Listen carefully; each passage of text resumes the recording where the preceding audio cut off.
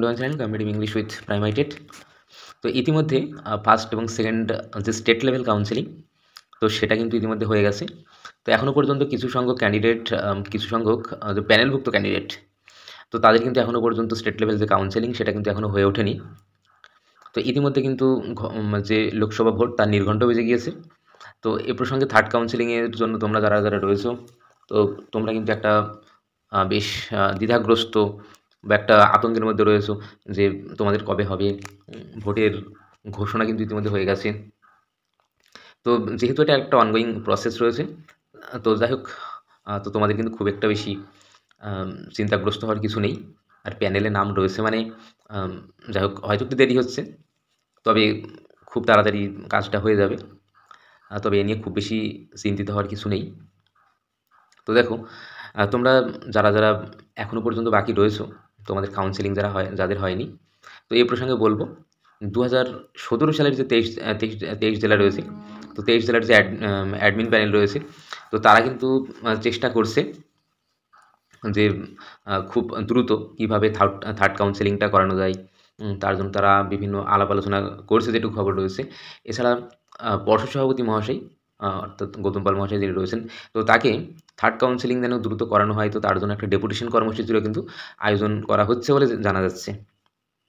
তো এটা অবশ্যই একটা ভালো পদক্ষেপ। তো ইতিমধ্যে ভোট ঘোষণা হয়েছে, তো এর মধ্যে ভোটেরও কিন্তু খুব বেশি সময় নেই। তো এর মধ্যে থার্ড কাউন্সেলিং করানোর সম্ভাবনাটা কিন্তু কম রয়েছে। একদিনের ব্যাপার, ১-২ দিনের ব্যাপার, পর্ষদ যদি মনে করে খুব সহজে কিন্তু হয়ে যায়। তো যাই হোক, দেখা যাক শেষ পর্যন্ত কী হয়। তবে খুব শীঘ্রই থার্ড কাউন্সেলিংয়ের যে বিষয় সেটা কিন্তু হতে চলেছে আশা করা যায়। আর 23 জেলার পক্ষ থেকে তারা কিন্তু খুব শীঘ্রই ডেপুটেশন জমা দেবে, যেন খুব দ্রুত থার্ড কাউন্সেলিংটা করানো হয়। তো এখানে অবশ্যই একটা বিষয় রয়েছে, তোমরা যারা থার্ড কাউন্সেলিংয়ের জন্য অপেক্ষা করছো, তো এইদিকে একই সঙ্গে প্যানেলভুক্ত হয়ে কিছু ক্যান্ডিডেট, তো তারা কিন্তু ইতিমধ্যে স্কুলে জয়েন করে গেছে।